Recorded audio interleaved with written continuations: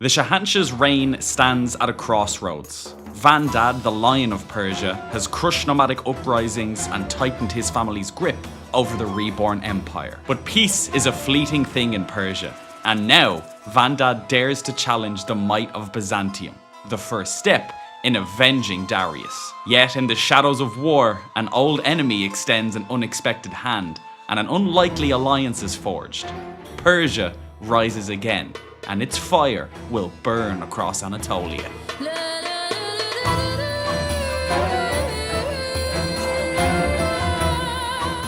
Hello everybody and welcome back once again to our Zoroastrian Persia run. We are Shahanshah Vandad of the Persian Empire, recently becoming disfigured after getting over measles. We're rocking a very nice mask at the moment.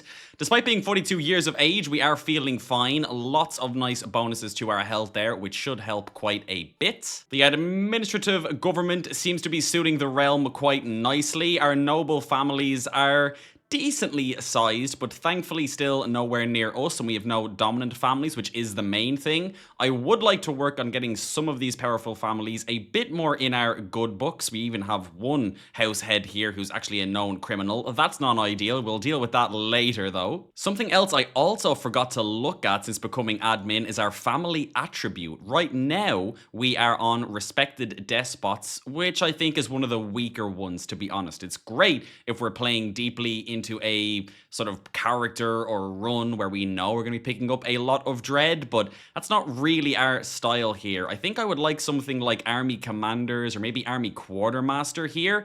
The house members all get an increase to their men-at-arms and men-at-arms recruitment cost with quartermasters, and then with commanders it is just plus 5% army damage for us, really. Alternatively, we could go for something to help our influence or possibly even something to help with our economy, but I think our economy is okay. I think we're making enough of each of our resources here that we don't really need the buffs there.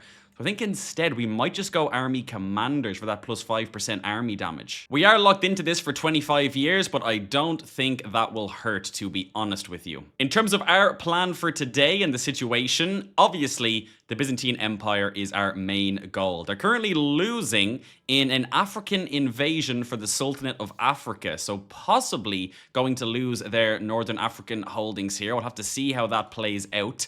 The actual Basilius himself is only 24 years of age, but is in poor health, bad reaction to food, worsened disease symptoms, and ill. So we also have to see if he will even push through, to be honest. But we do have quite a few war options available to us. Obviously, we have to seize the rest of Mesopotamia at some point, but we do have the ability to do holy wars for kingdoms here. I think Anatolia I would like the most. It's nice and big and will be directly bordering us straight away. I feel like it would be nice to strike for something that would not only grow our own strength and get us closer to the kingdoms that we need, but also continue to weaken the actual Byzantine Empire as well.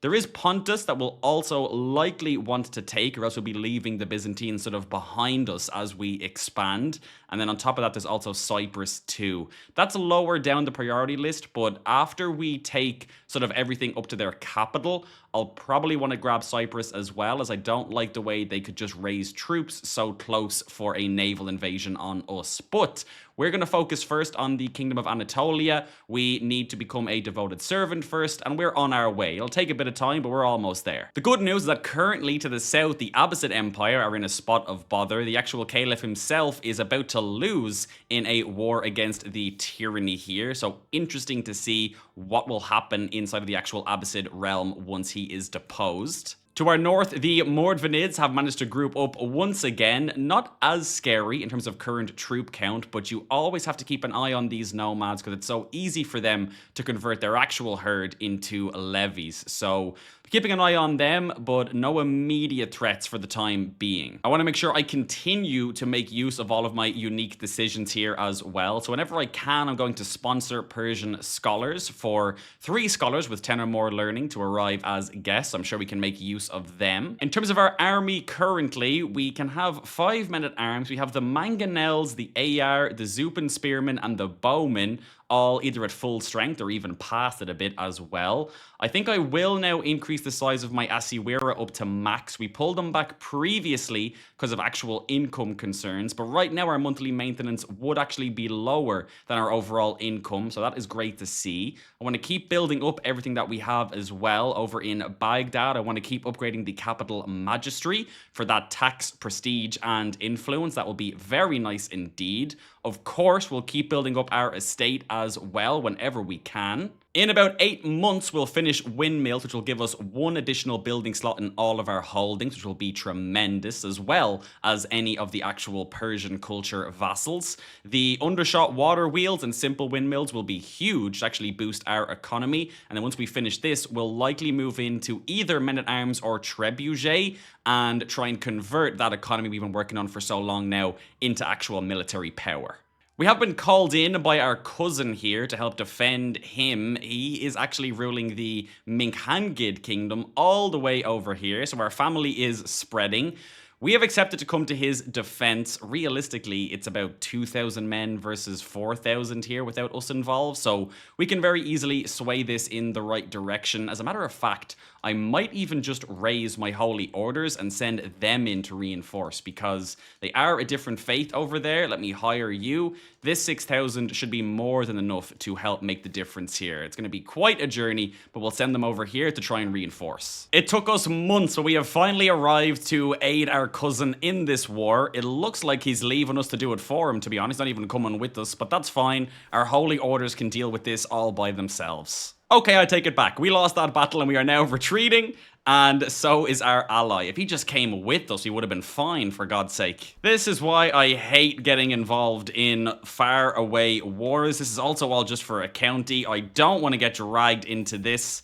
I'm going to try and group up with my actual ally here and see if we can get him to come with me. An unwanted pregnancy. What is going on here? Our vassal accuses this man, the son and heir of my other vassal, of impregnating his concubine. Now, in this case, Viceroy Mashad here, I am more partial to getting in the good books, given that he is actually a king tier vassal. So, for the sake of politics, I'm going to side with him. In other news though, zooming out from this war for a second, we did also just pick up, actually, windmills. So we now have that building slot and those buildings.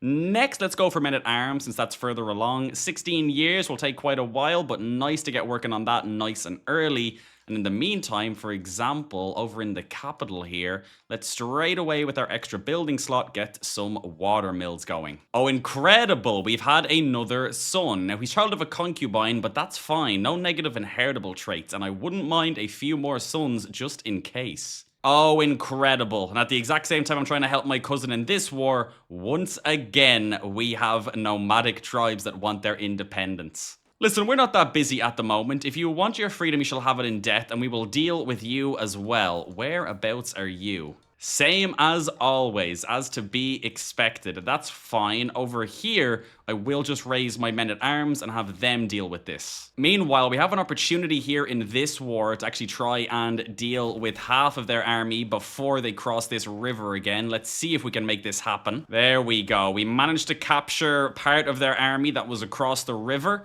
Let's see what our allies do here before I move again. Meanwhile, sending in the men-at-arms over here to the north to deal with these nomads. It's going to be a nightmare to try and catch them, though. They're always so quick, and they love just getting into boats and just going somewhere random before coming back again. Look at this, look at this. I choose to attack, and where does my ally go? He gets in boats and leaves. Oh, you're going up here to attack this guy. Why? What? This is a defensive war. Why are you going all the way over there? This is atrocious. This is why I hate coming to people's aid in this game. He leaves me to fight this army and lose, only to go over here to fight this army by himself and still lose. Meanwhile, over here, I have decided to actually raise a bit more of my army up, as I'm not really liking the odds of just attacking with only the men-at-arms, but I think with this much men, we should be okay. Look at this for a route to pick. Okay, we managed to capture the nomads at the very least. That is our war dealt with. We will enforce our demands, and as is tradition, you, my friend, will be burnt at the stake. Let me disband these men, and to be honest, I think the poor champions of Ormazd here... Can I go to the champions of Ormazd, please? they have had an uphill battle over here. I think more actual enemies have joined this, but with the help of our useless cousin, I do not think this is possible. So realistically, I think once this battle is over, I'm going to pull my soldiers out of here, leave my cousin to fend for himself. He had the opportunity to win this war. He chose to squander it. Meanwhile, I've had a mental break and I feel empty inside. Do I want to become a profligate? Definitely not. Or a comfort eater. You know what? Comfort eater isn't that bad. We'll take the -1 stewardship for the plus 20% stress loss. We'll just need to keep an eye on our actual weight. Oh, I've just realized as well, we have a nomadic camp migration into the north of our realm here. Not that many troops though. We should be able to deal with these without issue as well. My new nickname is the Hideous. Why? No one even knows what I look like. Oh, no way. Straight away again, we have more nomads from the same area that want to go. All right, we're still building up the realm, so for now I'll deal with you, but if this becomes a trend, we might have to just let it loose again. Our first son, Quarren, has now come of age, 16 years old, and I actually have a plan on how to get him into power that I'll go through in just a second. Okay, that's the migration war dealt with. We will enforce our demands here. Please leave us alone. No more nomads. Oh, I only meant to raise a bit of my army. It looks like I've raised everybody by accident. Meanwhile, he's all the way up over here sieging. Let's try and attack this. I'll send you guys back over to counter siege just in case. There we go. A little bit overkill sending in the entire Persian army, but hopefully we've sent a message. I think the issue here may have actually been that one of my vassals as a duke was still actually nomadic. I'm going to see if I can actually convert him over. That could have been the issue here. Oh, never mind. The second he accepts, I immediately get somebody else triggering again from the same place. Realistically, I think it's just a question of culture, to be honest with you. The fact that they are Oghuz of Turkic heritage, I feel like that's what's just enabling them to consistently fire here. But in this case, I think I will just say my realm is no place for your unwashed herds. I cannot just keep fighting this over and over and over again. Now then, okay, a bit of stability. I mentioned earlier that I had a plan for my son, and speaking of, this is exactly where the plan comes into place. So we have the Viceroyalty of Kashmir here, ruled by Mashhad the Kind, ironic considering that he is actually a murderer. I want to see how much it would cost to actually get my son first place in the line of succession here, and then force this man to retire, boosting our own family strength and getting rid of a king in our realm that's actually a murderer. It would cost about half our influence to do this, but I think that is worth it. I'm going to influence the candidacy here. I'm now going to retire Mashhad the Kind here. That's another 684 influence, which is non-ideal. But that does now mean that our son is now indeed ruling the Viceroyalty of Kashmir all by himself. Very happy to see that. Obviously, it cost a ton of influence, but my guess is given that he is now a king by his own right, it should make him quite a bit cheaper to actually put next in line for the overall throne as well. Okay, so that has actually helped quite a bit. We don't have enough to immediately put him in first place just yet, but I think I will give him a major contribution at the very least, have him in the running. I feel like this will only continue to actually improve over time by himself anyway, but at least we're thinking of our own succession already. I don't think we really need to yet. There's a chance we end up living super long and want one of our other sons in control, but at least if we suddenly start dying or things suddenly go badly, we have our son nice and close to being next in line. You also need a marriage. I think I'll try and get you somebody with some decent traits if possible. This one is interesting. You're actually intelligent. It would give us an alliance with a different viceroyalty. Yeah, I think this actually makes a ton of sense. Let's do it. I think I will demolish the watchtower that we have inside of our estate as well. I don't think we need to worry that much about our estate actually getting raided. And I feel like we can get something in here that will do a lot more benefit for us. I think I will actually go for the shrine here. It will help with our actual holy wars with a little bit of actual piety that we get. And then on top of that, we have the ability to ask for clerical influence should we ever find ourselves in desperate need of some influence. Let's have a look and see how our friends over in the Byzantine Empire are doing. They're still defending and losing in that war for Africa, so now could be a phenomenal time to strike. It's looking like about 31,000 versus 24. We'll probably want to call in some of our allies here to assist, But let's do Holy War for Kingdom. See if we can grab Anatolia. We do need to be careful here. I am raising everybody, and then we will call in all of our allies as well. Now, my assumption here is that the majority of the Byzantines troops is likely in Africa fighting this, or somewhere around there. So we do somewhat have to be ready for them to just suddenly show up along the coast. I might try and siege down the coastline of Anatolia first, so that if they do try and show up by the coast, they can't just immediately move in and attack us, and then from there kind of spread northward and try and grab the rest of this. It's going to be quite a tough war, lots of land to siege, but an insane benefit if we can grab all of this. Oh my word, I just realized I completely forgot to build out my provincial armies. Well, I don't think we actually need them in this war, but all the same, I will begin to start building these out at the very least, so that we have them available for us. Alright, the sieging is going well. I did build out the army so that at least all of these slots are full in the Persian Empire and Aleppo. Aleppo is kind of going to be our sieging army, to be honest with you.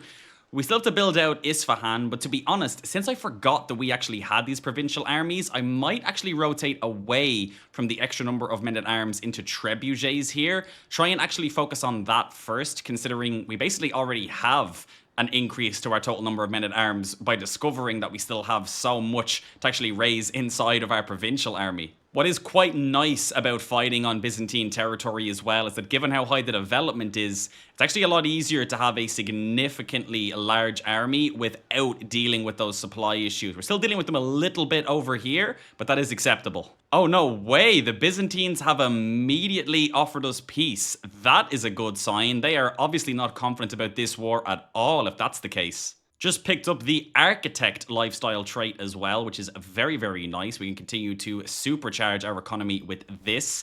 Given that we now have all of those traits, though, it might be time to rotate away from stewardship, to be honest with you.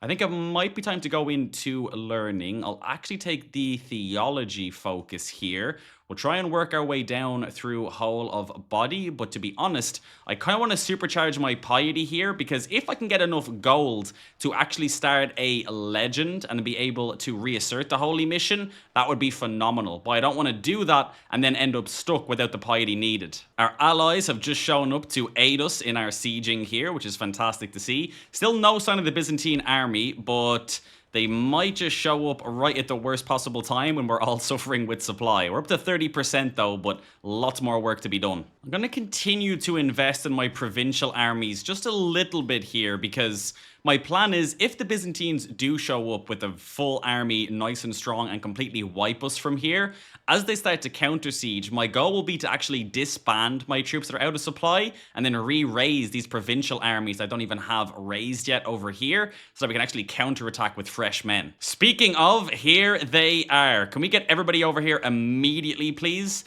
This is going to be a little bit difficult, to be honest with you, but they are suffering from supply and they will be recently disembarked, so maybe we can make this happen. I think they might just have the numbers on us though. This is like their full army and we've just been doing nothing but getting attrition. Yeah, this is going to be a loss, I'm afraid. Let's try and pull this army back at the very least. That's okay, that's to be expected. I was somewhat preempting that. I was a little bit slow to react, but I sort of knew they would just come along the coast. We had almost fully sieged the coast as well. Did they deal with the Africa War? Ooh, yes they did. So now they are fully focused in on us. That's okay, it's going to drag out a bit, but they are going to suffer severely from supply continuously over here as well. If we can keep this lane of what we've sieged open, once I regroup, we should be able to counterattack nicely. He's being clever though. He is separating his troops out to try and actually get his supply back. I have no time for nomads. You can go in peace. Alright, so it looks like the Byzantines are trying to get their supply back in order before they counter-siege all of this. I'm going to try and do the same by splitting out my army here, making sure that they are all okay. What I'm also going to do is actually call upon some of my provincial armies here, which hopefully will give us the numbers we need to actually contest this. Interestingly, the Pechenegs here have just offered to come to our aid as allies in this war against the Byzantines. I'm not sure if they'll be able to get here in time, but that is fantastic news. To be fair, they have been at war with the Byzantines for quite a while as well, so it makes sense that that mutual hatred would be there. Okay, I think that's about as good as we can do before they're going to be attacking us. They're almost finished this siege. We're up to 33,000 men here. Hopefully it'll be enough. All right, here we go. Let's see. There's lots of armies everywhere. Okay, we're starting okay, but it's immediately going against us. The numbers are relatively balanced. Come on, boys. Come on. Oh my god, this is so tight. Look at the troop count numbers. They're saying so steady. Oh, I think we might just have the advantage here, though. Here come the Pechenegs to help us out. Oh my god, we're actually going to win. Oh my word, we've actually done it. Tremendous. That was a severe battle just to get back into the war, to be honest with you. We're still at minus 22%. Hopefully we can get some of these sieges going before they actually regroup. I'm going to try and follow them as much as I possibly can so that when they do regroup, we can attack again straight away. Looks like they're trying to regroup over here. Yeah, let's attack again immediately. Get in there, please. Incredible. We actually caught just a bit of the army that moved in here before the rest tried to retreat. Great news, though, dwindling them down. They are pushing in again for an attack, quite a few of them. Hopefully we can reinforce here and get the upper hand. Yes, okay. That's got it balanced in terms of numbers. How is the roll going to look, though? This one is looking less hopeful. We're starting to dwindle. We do have 2,000 allies coming to our aid here. That should help get it back to balance. They also have 2,000 coming in, though. Might be able to call on just a few more provincial troops. We're using, like, every fighting man in the Empire at this stage. I think, unfortunately, they just had enough troop advantage to end up winning this battle, which is an awful shame to see. It is incredibly difficult to deal a killing blow to the Byzantines. They can always seemingly come back. I don't like the way my allies are over here trying to siege this down. I'd prefer if they just stayed with me, to be honest. Fortunately, our allies are getting destroyed over here, but it has given us some time to at least try and rebuild our forces. Okay, once again, we have our army raised as much as possible. I think I can actually call in one more provincial army. There's not many of them left, and there's not even that much troops we're getting from it, but I do like the men-at-arms. Okay, they've just finished counter-sieging once again. Time is not on our side here. Let's try and group everybody up for one other massive battle. I'm going to see if I can catch this army of 8,000 because it's actually being led by their ruler. If we could capture him, that would be incredible. Okay, we didn't get him, but we did at least deal with that army. I'm going to try and let my allies and my siege weapons actually get some of these sieges done. But I'm going to pull the main force actually back into our lands and just try and keep them good to go in terms of supply, because that's what's going to win this war. Okay, there's their army. Let's pull back my initial force here to the actual border.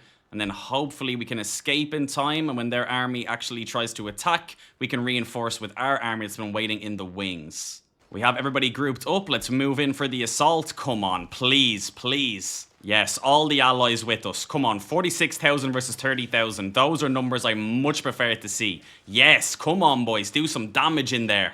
Yeah, this is more like it. This is what we like to see.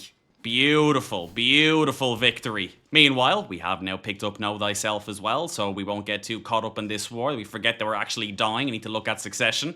We do have a dynasty legacy as well. We're going to wait until after the war to deal with that. Another offer of peace? Absolutely not. How are the Byzantines looking? Still okay in terms of income and everything, but their overall army size has been quite a bit diminished.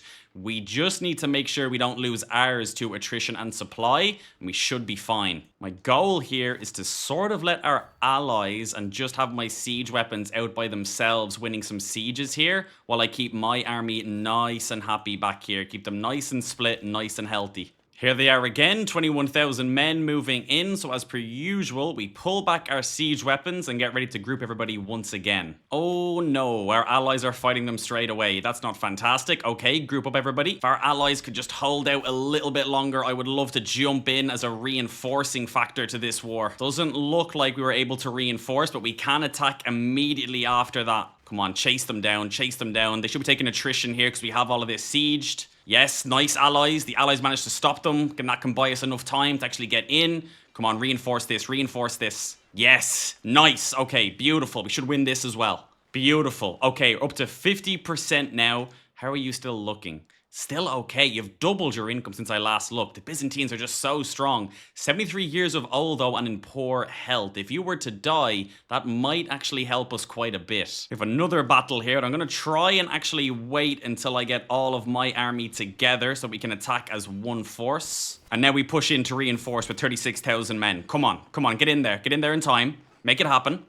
Yes, okay, nice. Get the allies coming in as well. That's 33,000 versus 16. And we win this also. Tremendous. This has been so hard fought. I don't like the way we're struggling so much with supply here, but I do somewhat have to reinforce this, as I'm a little bit afraid of if we let that actually happen, the Byzantines may get that troop advantage back pretty quickly. Come on, jump in, be aggressive. We've been winning. Let's keep the momentum going. Yes, beautiful, beautiful. Get all that damage in before they can reinforce. Beautiful, beautiful. Okay, that has taken us up to 83%. Let's keep it calm, keep doing what we've been doing, focus on supply, and keep those sieges going. We are at 90%, and it looks like the Byzantines want one more round. If we can win this, I think that should take us over the edge. Here we go. Our allies have started the fight over here. We'll try and reinforce with the main army. Beautiful. There we go. Nicely done.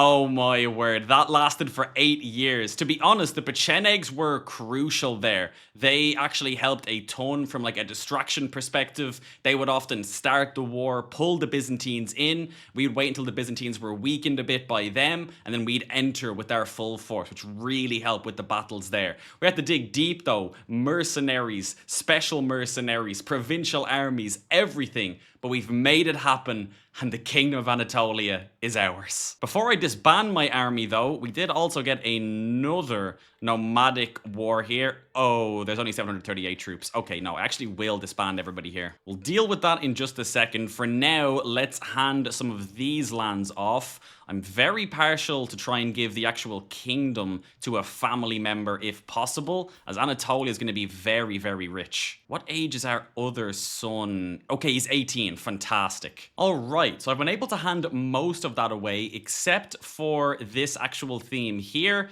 as this man is currently attacking the Byzantine Empire in a liberty war, which would be pretty incredible if he was to win that, but it looks... Oh, I was going to say it looks a bit misguided, but no, it's the other way around. It looks like liberty will actually happen. If they enforce their demands, the imperial bureaucracy is reduced by 1 step, and the Basilius will owe every liberty faction member a favor. Okay, interesting. So I won't actually break apart or anything, but very nice that the Byzantines are immediately now dealing with another war, which gives us time to really solidify all of this. Going to give each of these vassals, all members of House Vandad, the actual directive to convert faith here. Want to make sure we get this all done as quick as possible. For now, I'm going to give my other son all of the titles inside of this duchy, even though I can't actually grant him the duchy itself just yet. What we can also now do is choose our next dynasty legacy. Bureaucracy generally is going to be very, very good, particularly as we move towards the bottom. There is heroic bloodline as well for ancestral claims and whatnot, which is quite nice. Also gives us the ability to gain traits like living legend or venerated ancestor when we complete those holy legends, but we haven't actually completed any just yet. We could get private army inside of warfare for a whole nother men-at-arms regiment as well as house guards, and to be honest, with how difficult that war was, I'm kind of leaning towards this. Just finish the warfare tree outright and we can come back and work on other things after the fact. In celebration, we will of course kindle the royal flame as well with an elaborate ceremony befitting the glory of Persian kings. Another kingdom title we could create is actually August Ill here. I'm kind of partial to this as it might stop Transoxiana from being so oversized at the moment. Now, I feel like it's going to be nothing but nomads inside of that kingdom, but it could be worth it. I'm going to give it a second, though, because the actual man that I would like to give it to is currently House Seljuk and defending in a bunch of wars, so I might let that resolve itself first before I actually make that kingdom. Now, that leaves things a bit more sorted. Still need to deal with these nomads up here. Before I do that, though, thankfully, in spite of the fact that we had every single troop possible raised for that war, we did actually come out of it with a nice increase to our overall goal. I think the Byzantines had to pay us quite a bit as well. So first things first, let's use some of that to actually invest back into the economy. There we go. We have something building in each of our domain holdings now, as well as increasing the level of the chapel in our estate. Let's see what's going on inside the royal court. Lean stabling for 10 years, making all cavalry cheaper is quite nice. And then promises of feasts to come for the courtier opinion and growing closer for some friendships as well. Let's actually hold court as well while we're here. We're not going to be pressing anybody's claim. Oh, this is quite nice as well, actually. We can get weakened religious community in some of the actual recently conquered states for the faith conversion speed, and then almoners will help with popular opinion as well. Okay, we have been successful in our first step against the Byzantine Empire, taking Anatolia, and it was no small feat. I think now that we are so close to the Byzantines and taking some land off them, we'll try and be even more aware of their current strength when we start the next war. I think if we time it right, the war does not have to last that long or be that difficult. But ideally, I think the fastest route for what we want to get would be Nicaea, Thessalonica, and then Hellas. And that will be us finished. Cyprus and Pontus, as well as the rest of Armenia and Georgia, are somewhat nice to haves at this point. I don't really want to spend a huge amount of time trying to grab those, but at the same time, I don't really want to be doing a kingdom tier war for Hellas while the Byzantines could just basically be behind us the whole time. So we might try and clean some of this out first before we continue our push. Now, I know our army is going to take far too long to actually raise up to deal with these nomads, so I think instead I might actually just hire 2 mercenaries, and they should be more than enough to actually deal with this. There we go, nice and easy, absolutely dealt with. Enforce our demands. I was almost about to instantly kill you, and you're not even our prisoner, so be it. Okay, there we go. For once we are no longer at war. We've been involved in lots of wars since the beginning of this run, even inside of the Iranian intermezzo, but that with the Byzantines was an absolute clash of titans. The Byzantines will not go quietly into that good night, but we have dealt a significant blow picking up Anatolia. We'll try and retain this. We'll have to convert it over as well so there's no rebellions. Would love to try and get some of these legends going as well. I think that'll be critical for both converting big amounts of land that we take and also being able to do more than one holy war for kingdom at a time. But the good news is that we're making progress. We're going in the right direction. That was an 8-year-long absolute slugfest, but thankfully we've come out on top of it, and the Persian Empire continues to edge closer towards taking back Thessalonica and Hellas for Darius's revenge. Thank you all so much for watching this video. If you enjoyed it, please don't forget to like and subscribe. A massive shout out to all of our channel members helping to support the channel and everything that I do here. And as always, a very special shout out to our Emperor's Hands tier in Faustbread and Kenny IDFK. Have a great day, and I will see you all in the next video.